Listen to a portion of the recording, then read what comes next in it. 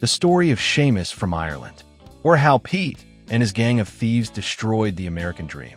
My ancestors, at least some of them, came from Ireland. I know a few names and places, but really don't know much about them. However, I have read a lot of Irish and American history, and the story I relate to you below is certainly possible. The story is a parable. I hope you enjoy reading it. In 1855, my great-great-grandfather Seamus came to America. He came from a small town in Ireland called Tourmakeady in the County of Mayo, and he came to America because he and his family were starving to death. Within a few years of arriving, he volunteered to fight in the Civil War. He enlisted and was assigned to the 69th Irish Brigade, the Fighting 69th. He was there under Sherman at the First Battle of Bull Run. He fought back Pickett's charge with his bucky-ball at Gettysburg and finally took a musket ball in the right shoulder at Fredericksburg. When asked why he volunteered to fight in America when he had only been here a few years, he said it was for freedom. He sympathized with the slaves and found written in his diary when he arrived in America were these words, "Free at last. I'm not longer a slave of the British." After the Civil War, he recovered, moved out west, and started a small farm and ranch in the foothills of the Rockies, not far from present-day Fort Collins, Colorado. He married a young Arapaho woman, and together they had 3 sons and 1 daughter. Their farm and ranch grew, and by the mid-1880s, they had just shy of 300 acres under cultivation, with a cattle herd close to 1,000 head. Then, in the late 1880s, something changed.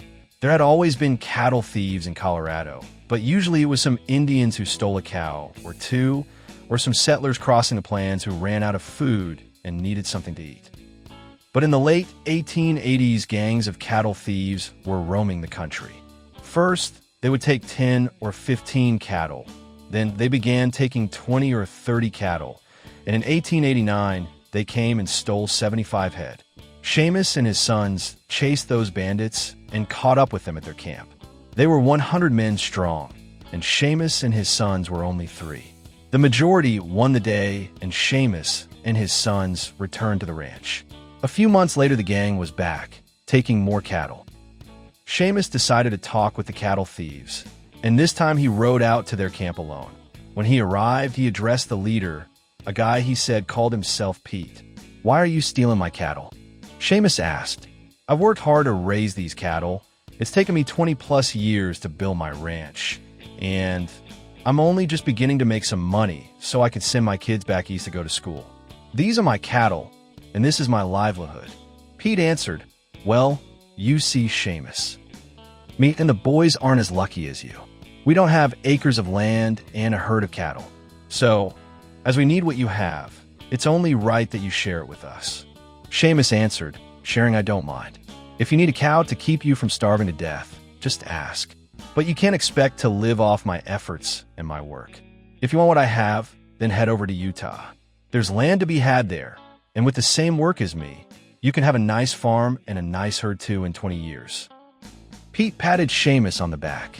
"Now, Seamus, look at it from our perspective. We need those cows now. We can sell them in Denver and earn enough money to buy new horses, saddles, and guns. Plus, we want to get married and raise us some young uns. After all, why should we be deprived of the very things you have?" Pete continued, "Now here's what we're going to do. Every couple of months, we're going to come over to your ranch and take some of your cattle. Oh, we won't take the whole herd. We'll just take enough to take care of us." Seamus asked, "But Pete, each time you come back, you take more of my herd. When does it end? When will it be enough?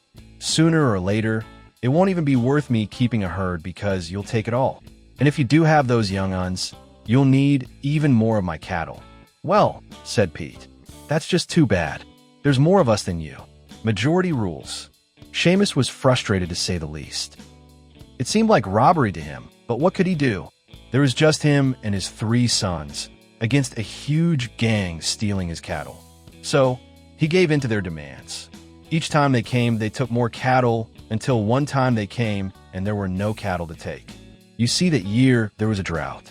A lot of cattle died, and because the herd was so depleted, there weren't enough fertile cows to replenish those that died and those that had been stolen. Seamus died shortly thereafter. The ranch was broke, and the children sold the land for pennies on the dollar to Pete and his gang. A few years later, Pete and his gang abandoned the ranch and went back to stealing cattle. As I mentioned above, this story is a parable. The question you must answer as the reader is today who represents Seamus and his family, and who represents Pete and his gang of thieves. Hint: Pete and his gang of thieves spend a lot of time in a place called Washington, D.C.